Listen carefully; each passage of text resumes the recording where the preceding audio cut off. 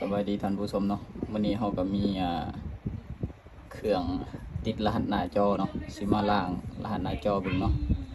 อันนี้คือเป็นเลดมีเนาะบ่แม่นเลดมีเลี้ยวมีเนาะเลี้ยวมี C3 เนาะตัวนี้มันจะ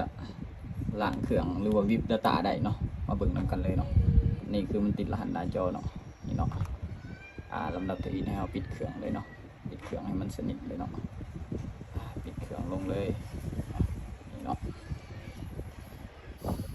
ตัวนี้เนื่องจากว่าเพิ่น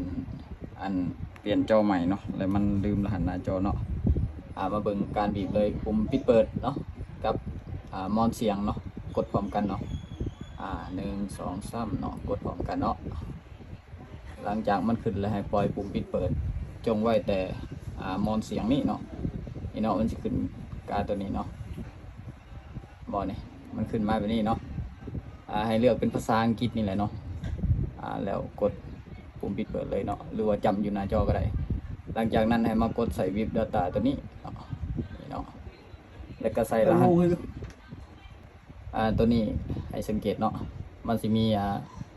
รหัสโค้ดมาให้เนาะที่ว่าระบบเขากำหนดมาเนาะ5182เนาะกดใส่เลย182เนาะหลังจากนั้นก็กดใส่ format data เลยเนาะตึ๊บใส่เลยเนาะหลังจากนั้นก็กด format ใส่ตัวหนังสือสีแดงนี้เนาะนี่เนาะหลังจากนั้นก็มีแต่รออย่างเดียวเนาะรอหามันขึ้นมาเนาะรออย่างเดียวเนาะหลังจากนั้นก็กดโอเคแล้วกดรีบูตเนาะรีบูตเองเลยวันนี้นี่เนาะมันรีบูตเองเลยหลังจากนั้นมีแต่รอเนาะเพื่อบ่เป็นการให้คลิปยาวเนาะเฮาสิหยุดคลิปไว้ก่อนเนาะมันขึ้นมาเลยสิตั้งค่าต่อเนาะว่ามันสิรุดบ่รหัสหน้าจอสิไปติดเมลบ่หรือจังใดเนาะมาลุ้นนำกันเนาะหลังจากเฮารอผ่านไปเนาะก็ดนเติบเนาะหลังจากนั้นมันให้เลือกเลยเนาะตัวนี้คือสิติดมิวเนาะตำเบิงติดมิวแน่นอนเนาะกดนิกไปเลยเนาะอันนี้ก็เลือกไปเลยเนาะนิกไปเลยมันสิไปติดอยู่ใส่ติดอยู่มิว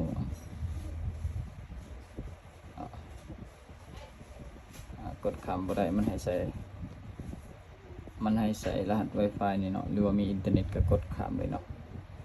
เอาสิมาใส่รหัส Wi-Fi เลยเนาะ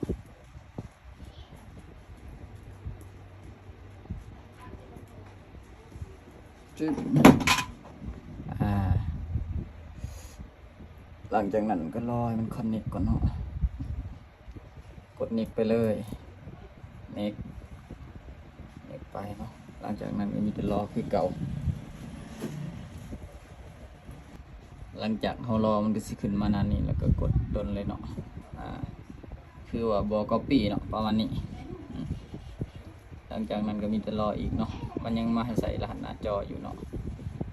ซึ่งรหัสหน้าจอนี่เราบ่ฮู้เนาะว่าตั้งจังไดหลังจากนั้นให้กดออกเนาะกดออก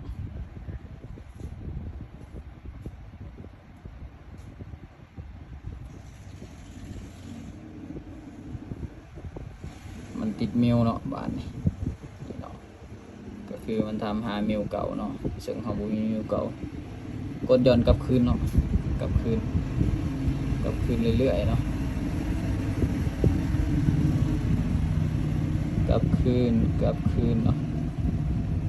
กลับคืนอีกเนาะแล้วมันกดรหัสขามลองเบิ่งเนาะมันสิได้บ่จัน8 1 3เนาะ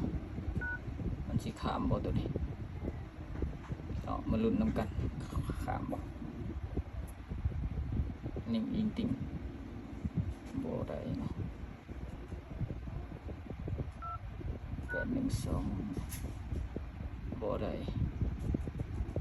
แสดงว่าบ่ได้เนาะมีแต่เอาสิมาเสร็จคลิปกดอีเมลอีกเท่านึงเนาะขอบใจหลายๆเนาะที่เบิ่งคลิปจนจบเนาะ